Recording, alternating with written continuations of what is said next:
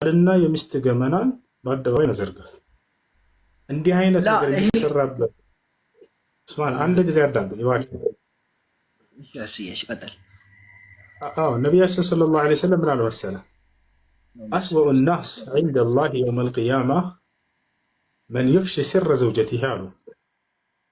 የትንሣኤ ቀን ከአላህ ዘንድ በጣም አስቀያሚና መጥፎ ሰው ማለት የሚስቱን ገመና በአደባባይ የሚያወጣ ነው አሉ። አይኔ ልጠይቅ ነው ልትል ትችላለህ። ያ ነገር የሚሆነው በባልና በሚስት መካከል ያለን ነገር የእውቀት ባለቤት ዘንድ ሄደህ በአደባባይ ሳይሆን ያ ሰው ጋር ሄደህ መጠየቅ ነው። በነቢያችን ሰለላሁ ዐለይሂ ወሰለም ጊዜ ባልና ሚስት ሳይስማሙ ሲቀሩ በሚስጥር ነበር ሴቷ መታ የምትጠይቀው ራሳቸው። ባልም መጥቶ በሚስቴ ላይ እንዲህ አየሁ ብሎ በሚስጥር ነበር የሚጠይቀው። እዚህም ቦታ ላይ ብቻ ሳይሆን ሌላም ቦታ ላይ ሶሻል ሚዲያ ላይ የሚስት ገመናን እያወጣችሁ ለሰዎች የጊፍት መሰብሰቢያ ግብአት አትሁኑ።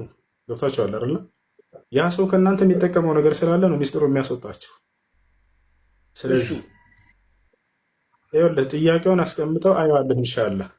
ወይንም በአቅራቢያ ሼኾች ካሉ እነሱ እንትን በላቸው። በዛ ነው የሚሆነው። እኔ አሁን ልነግር ነው። አንድ ጊዜ የሆዴን አዳምጠኝ። ወደ ይሄ ገመና ሳይሆን ይሄ አደባባይ ያወቀውን ነው። እና ወደ 8 ወር አሁን ሚስቴ እርጉዝ ናት። አዳምጠኝ። እሺ ላውራ ያልኩት እሰማለሁ። ጥያቄውን አስቀምጠው። እሺ እደውልልሃለሁ ወይ አንተ ደውልልኝ። እሺ እሺ አንድ ጊዜ አዳምጠኝ። እሱ አንድ ጊዜ እኔ እሷን ስለምታውቃት ነው። እሱ እኔ አንድ ጊዜ አዳምጠኝ። እሱ አሁን ምን አለ መሰለህ፣ ወላሂ ትልቅ ችግር ተፈጥሯል። ምን አለ መሰለህ፣ የቤተሰብ ጉዳይ ነውና ትዳር ላይ አንድ ጊዜ እቺ መልስልኝ። እሺ ትዳር ላይ እኔ ስለደከመኝ አሁን አልቆይም አልኩህ። መርሐባ። እሺ ትዳር ላይ ቤተሰብ ብቻ መልስልኝ በቃ። ትዳር ላይ ቤተሰብ ገብቶ ለማስታረቅ መግባት ይችላሉ። ቅድም ቁርአን አነበብኩልህ። ገብቶሃል አይደለ? ለማስታረቅ አይደለም፣ ትዳራችን ለመረበሽ ነው። ትዳራችን ለመረበሽ አዎ ኡስማን፣ ይኸውልህ ለመረበሽ አይገቡም ቤተሰቦች። አንዴ ረጋ በል። ይኸውልህ እሷ ባለችበትም እንደዚህ እንትን አይባልም። እባክህ እንዴ ታገስና በባልና በሚስት መካከል ያለን ነገር በዚህ መልኩ አይደለም። አሁን እሷ መጣ እንደገና ደግሞ ባሌ እንዲህ አድርጎኝ ብትል ክፉ ነው የሚሆነው። ይሄ ኢስላም ይሄንን አያዝም።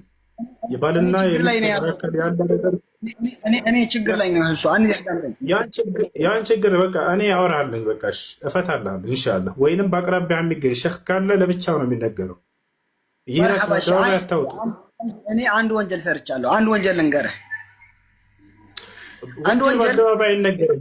ኡስማን ቆይ ልነግርህ ነው። ችግር የለውም። ይሄ አገር ያወቀው ነው። ቆይ ኡስታዝ አንድ ጊዜ ልንገርህ። አንድ ጊዜ አዳምጠኝ። የልቤን አንድ ጊዜ አዳምጠኝና ከዛ ትፈርዳለህ። አንድ ጊዜ ልንገርህ ምን ያክል ወደ እንትን እንደምንሄዱ። አሁን እኔ በፊት ወደዚህ ዱባይ ስመጣ ችግር ላይ ነበርኩና ልጆች ወደ ጸበል ወስደው ነበር እና ተጠምቄያለሁ። አሁን ይሄ ሻሃዳ ያሲዛል አያሲዝም? እችን ብቻ መልስልኝ በቃ አጭር መልስ። አንተ ሳትፈልገው በግድ ነው አይደል የወሰዱህ? ወይንስ በዚያ ሰዓት አንተ አይምሮ እየሰራ ወዳና ፈቅደህ ነው የሄድከው? እኔ ጥሩ ሁኔታ ላይ አልነበርኩም። በጣም በቃ ሲጨንቀኝ ልጆች ነበሩ፣ ካፊር ናቸው፣ ክርስቲያን ናቸው እና ና እንሂድ እና እኔ ሲወስዱኝ ግን ቆይ ልነግርህ ነው ኡስታዝ እያዳምጠኝ።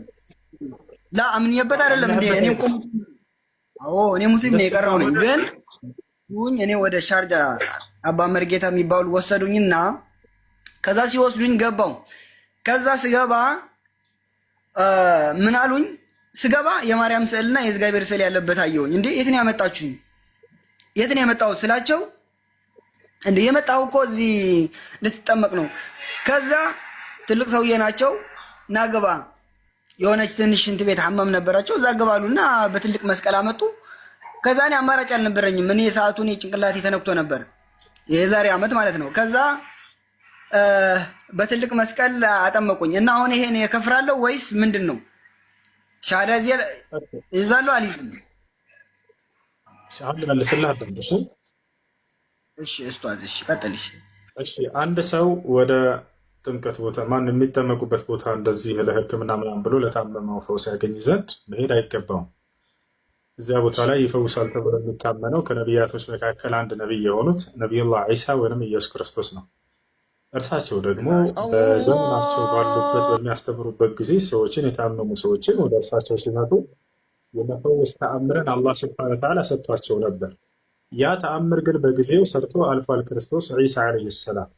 አሁን ላይ ዒሳ ወይም ኢየሱስ ይፈውሳል ማለት የማይሆን ነገር ነው። እርሳቸው ምድር ላይ ምን እንደሚከሰት አያውቁም። ሰማይ ላይ ይገኛሉ በክብር። ስለዚህ እርሳቸው ይፈውሳሉ ተብሎ የሚታመንበት ቦታ ላይ ሄዱ ይህንን ነገር ማድረግ አይቻልም፣ አይፈቀድም። ጌታቸዋለ እዛ የሄደ ሰው ታዲያ ከእስልምና ይወጣል ወይ በሚለው አንድ የሚያታደርጉ ከይቅርታ ጋር